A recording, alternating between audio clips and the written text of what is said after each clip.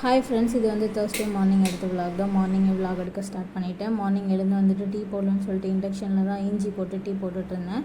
Side by side வந்து மதியானம் லஞ்சுக்கு வந்து குக்கரில் ரைஸ் வச்சுட்டு இன்னொரு இதில் வந்து இட்லி பாத்திரத்தில் வந்து தண்ணி ஊற்றி கொதிக்க வச்சுருந்தேன். டீ குடித்ததுக்கப்புறமா இட்லி பாத்திரத்தில் ஆயில் தடவிட்டு மாவு ஊற்றி இட்லிக்கு வந்து வேக வச்சுட்டேன்.